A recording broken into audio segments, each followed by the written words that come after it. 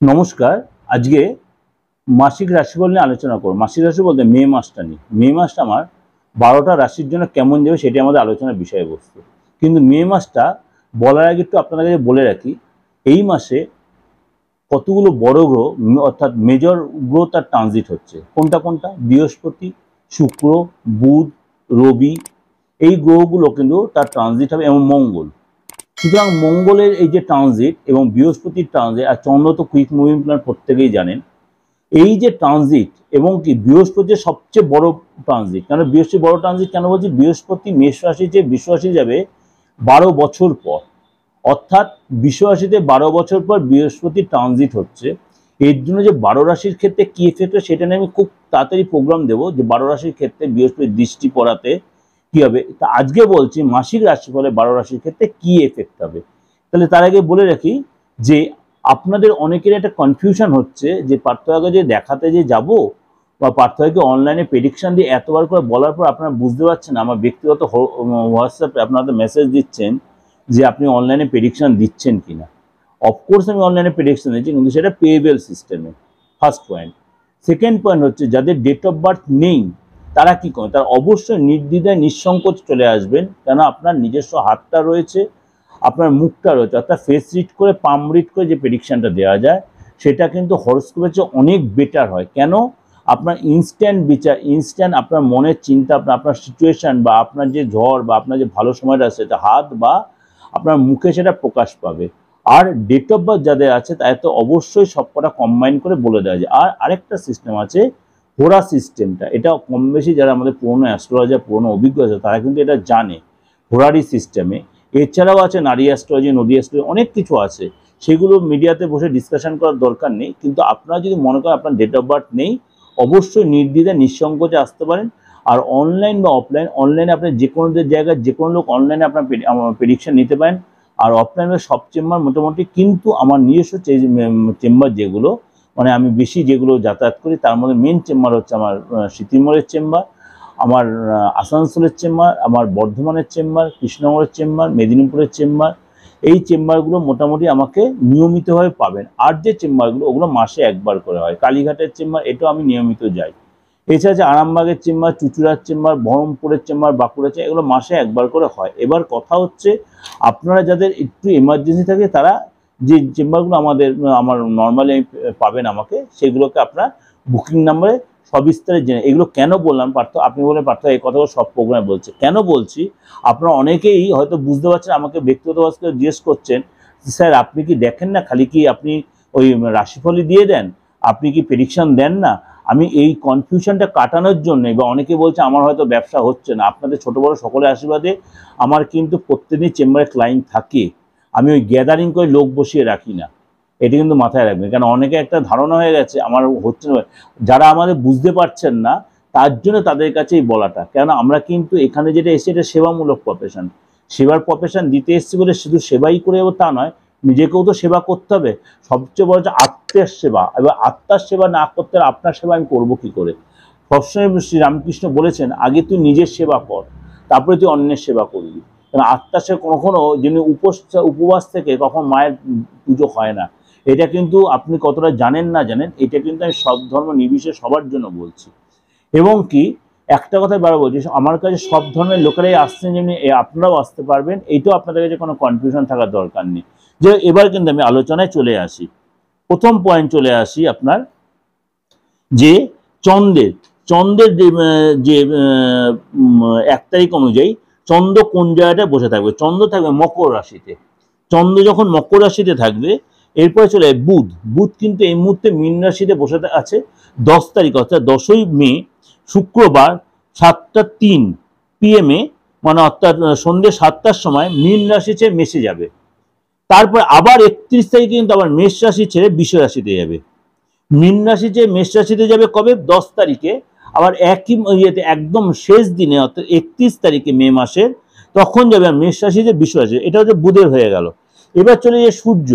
সূর্য কি 14/5 এই মুহূর্তে বসে আছে আপনার মেষ রাশিতে, ও একদম উচ্চ হয়ে 14 তারিখ অর্থাৎ মঙ্গলবার 6টা 4 অর্থাৎ বিকেল 6টা 4 যাবে মেষ রাশি ছেড়ে বৃষ রাশিতে। তখন কিন্তু আবার আমাদের বৃহস্পতি কিন্তু অস্ত যাবে। কেন? কোনো সূর্যের সামনে কোনো গ্রহ যখন চলে আসে তখন সেই গ্রহটা অস্ত চলে যায়। এটা কম বেশি আপনাদের কাছে একটু, যারা প্রথম অ্যাস্ট্রোলজি শিখছেন তাদের কাছে একটু বলে রাখলাম, ঠিক আছে। এরপর বৃহস্পতি সবচেয়ে মেজর যে গ্রহ ট্রানজিট, বৃহস্পতি 12 বছর পর অর্থাৎ 1 তারিখে যাচ্ছে, একদম মাসের শুরুতেই বুধবার 1:50 অর্থাৎ দুপুর 1:50-এ মেষ রাশি ছেড়ে বৃষ রাশিতে। এই বৃষ রাশিতেই কিন্তু আগামী 1 বছর কিন্তু বৃহস্পতি থেকে যাবে, কিন্তু বৃষ রাশিতে যাওয়ার সঙ্গে সঙ্গে 7 তারিখেই কিন্তু আবার আপনার বৃষ রাশিতেই বৃহস্পতি দেব অর্থাৎ গুরুদেব অস্ত যাবে। কতদিন থাকবে? আগামী 30 দিন বৃহস্পতি কিন্তু অস্ত যাবে। এইটা নিয়েও কিন্তু আমি প্রোগ্রাম দেব, সেটা আপনি আরো ডিটেলে জানতে পারবেন। এরপর চলে শুক্র। শুক্র কিন্তু বসে আছে 25/4, অর্থাৎ 25/4 যে শুক্র আপনার মীন রাশি ছেড়ে মেষ রাশিতে যাবে। ভালো করে বুঝবেন, মীন রাশি ছেড়ে মেষ রাশিতে যাবে এবং 19/5 যাবে, অর্থাৎ রবিবার 8:51 মতো সকালবেলা মেষ রাশিতে বৃষ রাশিতে আসবে। অর্থাৎ এই যে শুক্রের ট্রানজিট, শুক্র আর বুধ হচ্ছে খুব অল্প দিনের মধ্যেই কিন্তু ট্রানজিট হয়, এটা কিন্তু মাথায়। আর মঙ্গল হচ্ছে মানে 23 তারিখে, মঙ্গল 23 তারিখে কুম্ভ রাশি ছেড়ে মীন রাশিতে, মঙ্গল কুম্ভ রাশি ছেড়ে মীন রাশিতে রাহুর সাথে যুতি তৈরি হলো, তখন অঙ্গারক দোষ তৈরি হলো। অঙ্গারক দোষ তৈরি হলো মঙ্গল যখন রাহুর সাথে সংযুক্তি হলো তখন কিন্তু অঙ্গারক দোষ তৈরি হলো। এখানে আগামী 1 মাস কিন্তু এই মীন রাশিতেই থাকবে। কিছু কিছু রাশির জন্য এটা কিন্তু খুব নেগেটিভ ইম্প্যাক্ট তৈরি করে, এইটা নিয়েও আমি প্রোগ্রাম দেবো অঙ্গারক দোষের জন্য কোন কোন রাশির জন্য নেগেটিভ ইম্প্যাক্ট তৈরি হবে। কম বেশি সকলের ক্ষেত্রে কিন্তু এটা নেগেটিভ ইম্প্যাক্ট তৈরি হবে, এটা কিন্তু ওভারঅল একটা বিচার দিলাম। আর রাহু কেতু, যেটা রাহু তো মীন রাশিতে বসেই আছে আর কেতু বসে আছে আপনার কন্যা রাশিতে। এই হলো আপনাদের গ্রহ রাশির বিচার। এরপর বলবো 12 রাশির ক্ষেত্রে এর এফেক্টটা কি হয়। আজকে বলবো কর্কট রাশি নিয়ে। কর্কট রাশির এই মাসটা কেমন যাবে। কর্কট রাশি যেহেতু বৃহস্পতি দেব আপনার লাভ ভাবে অর্থাৎ একাদশ ভাবে আসছে, খুব ভাইটাল। একাদশ ভাবটাকে বলছে, ঘরটাকে বলছে আমাদের লাভ ঘর অর্থাৎ সাকসেসের ঘর। এই ঘরে কিন্তু বৃহস্পতি, এখানে বৃহস্পতি আপনার যে একটা মেজর গ্রহ, মেজর প্ল্যানেট, বৃহস্পতি কর্কট রাশির জন্য মেজর প্ল্যানেট।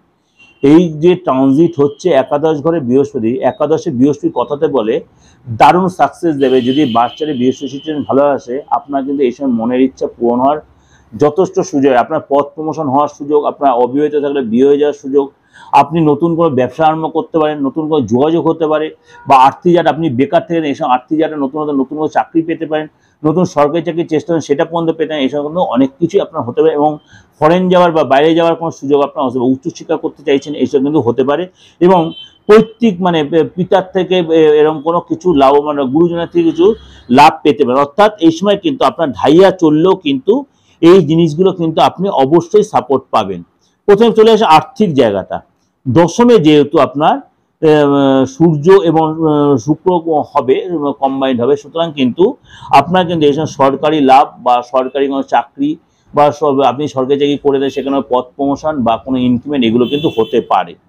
বাবা মা থেকে বা গুরুজনের কাছ থেকে কোনো লাভ পেতে পারেন এবং বাবা মা থেকে কিছু অর্থ পেতে পারেন। কোনো হিতাকাঙ্ক্ষী কারোর কাছ থেকে কেউ আপনাকে কোনো হয়তো হেল্প করবে, আপনার গুরুজন রিলেটেড বা কোনো হিতৈষী ব্যক্তি আপনার সাপোর্ট করবে, বা কোনো বয়স্ক কোনো লেভেলের লোক সে আপনার কোনো বুদ্ধি দিয়ে অর্থ দিয়ে সাপোর্ট করতে পারে। এই সময় আপনাকে আর্থিক লাভ যথেষ্ট, সেই রিলেটেড কোনো গুড নিউজ পেতে পারেন আপনি। এবং আপনি যদি এফডি বা কোনো শেয়ারে বা কোনো মিউচুয়াল ফান্ডে বা ইন্স্যুরেন্সে টাকা ইনভেস্ট করে থাকেন, সেখান থেকে কিন্তু আপনি লাভবান হবেন এই সময়।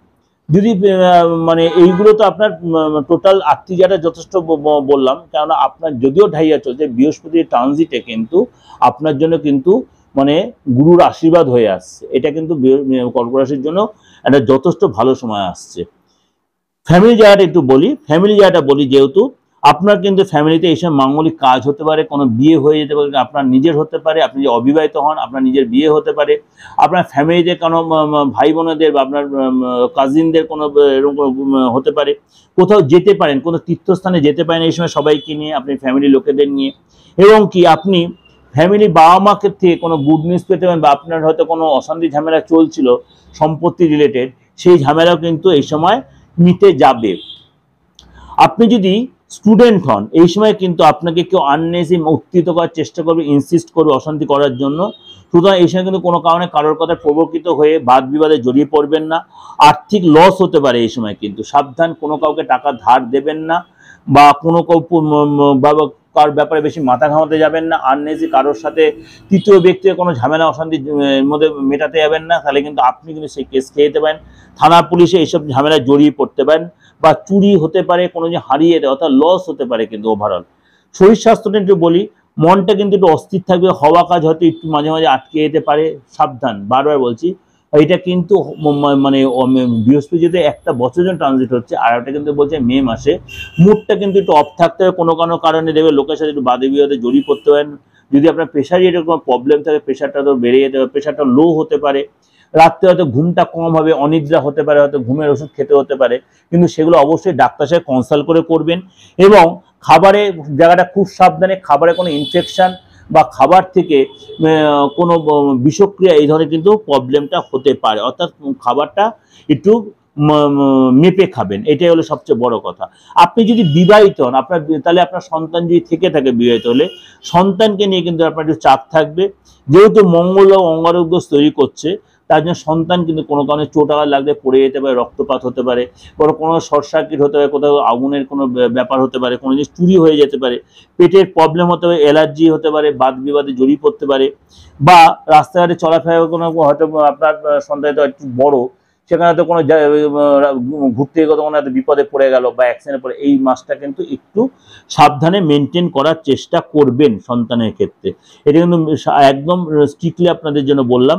যদি আপনি চাকরি করে দেন, চাকরি যারা কিন্তু যথেষ্ট লাভবান দেখা যাচ্ছে, কোনো এই সময় কোনো পথ প্রমোশন হতে আপনার উদ্বোধন করতে আপনার যথেষ্ট সাপোর্ট করবে, আপনার গুরুত্ব বাড়বে, মিটিংয়ে আপনার অংশগ্রহণ থাকবে এবং আপনার কথা মানবে। এবার একসাথে হয়তো কোথাও ঘুরতে যেতে পারেন স্টাফেদের সাথে বা বসেদের সাথে, এবং সেখানেও আপনার একটা গুরুত্ব বাড়বে। চলে আসি, আপনি যদি ব্যবসা করেন, ব্যবসা জায়গাটা কিন্তু বড় কোনো কন্ট্যাক্ট হতে পারে, এবং এই সময় যদি আপনি চেষ্টা করেন বড় যোগাযোগ হতে পারে এবং সেল বাড়বে এই সময়, এবং কর্মচারীর দ্বারা আপনি যথেষ্ট সহযোগিতা পাবেন, এবং নতুন কোনো যোগাযোগ, নতুন কোনো সুযোগ, নতুন কোনো অর্ডার এই সময় কিন্তু আপনাকে চেষ্টা করতে হবে। আপনি যদি একটা হলো না, দ্বিতীয়টা করতে গেলেন, সেটা কিন্তু আপনাকে করলেন না, হতাশ হবে না, সেটা করবেন না। আপনার কিন্তু আপনার চেষ্টাটা তো ধরে রাখতে হবে, এটা কিন্তু মাথায় রাখবেন। দ্বিতীয় কথা হচ্ছে, আপনি যদি প্রেম করে থাকেন, প্রেমের জায়গাটা কিন্তু আপনাদের দুজনের মধ্যে সন্দেহের বাতাবরণ তৈরি হতে পারে, ও উভয়ের সাথে একটা মানে মনে করেন উভয়কে সন্দেহ একটু ট্রিট করতে পারেন, এইগুলো ব্যাপারগুলো হতে পারে। কোনো কারণে বাদ বিবাদে জড়িয়ে পড়তে পারেন, সেগুলো কিন্তু নিজেদের মধ্যে মিটিয়ে নিতে হবে। তৃতীয় ব্যক্তিকে এর মধ্যে অংশগ্রহণ করতে দেবেন না, এবং কোথাও একসাথে ঘুরতে যেতে পারেন, সেখানে কিন্তু কোনো বাদ বিবাদ হতে কোনো হারিয়ে যেতে পারে। পার্টনারের আটকে থাকা কাজ কিন্তু উদ্ধার হবে। আপনি যদি বিবাহিত হন, আপনার লাইফ পার্টনারের কোনো আটকে থাকা কাজ, সে যদি কোনো সরকারি চাকরি বা কোনো কাজ দীর্ঘদিন আটকে ছিল, এই সময় কিন্তু সেই কাজটা কিন্তু সাকসেস এই মাসে সেটা কিন্তু হয়ে যায় প্রবল সম্ভাবনা। আপনার যদি শ্বশুর শাশুড়ি থেকে থাকে, আপনি বিবাহিত হন যদি, তাদের সাথে কিন্তু আপনার সম্পর্কটা ভালো হবে, আপনার পার্টনারের সাথে সম্পর্কটা ভালো হবে, এবং আত্মীয় আপনার বাড়িতে আসবে, আপনি কোনো আত্মীয়ের বাড়িতে যেতে পারেন। এই জায়গাগুলো কিন্তু এই ট্রানজিটে কিন্তু ওগুলো হবে। এটা কিন্তু আমি বারবার বলছি ওভারঅল বিচার, এটা যে কারোর ক্ষেত্রে একদম ব্যক্তিগত হরস্কোপ নিয়ে যে 100% তা না, কিন্তু অনেকের ক্ষেত্রে এটা 100% মিলে যায়, কারণ আমি প্রত্যেকটা নক্ষত্র গ্রহের উপরে বেস করে কিন্তু এই বিচারটা করি। অবশ্যই ভালো লাগবে, ভালো লাগলে অবশ্যই লাইক করবেন, সাবস্ক্রাইব করে নোটিফিকেশনটা অন করবেন, আর যত পারবেন লোকের কাছে শেয়ার করবেন। আর যদি আমার সাথে যোগাযোগ করতে অবশ্যই বুকিংয়ে ফোন করবেন।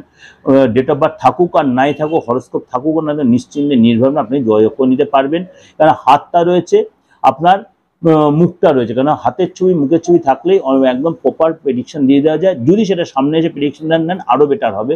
যাই হোক, অনলাইনেও প্রেডিকশন আমি দিচ্ছি, যারা একটু কনফিউশন অনলাইনে অবশ্যই প্রেডিকশন দিতে, যারা আমার কাছে আসতে পারছেন না। আর অফলাইন বলতে চেম্বারও কিন্তু আপনি এসে সব চেম্বার মোটামুটি রয়েছে, মেন যে চেম্বার সেগুলো আমি বলে দিয়েছি, সেগুলো যোগাযোগ করতে।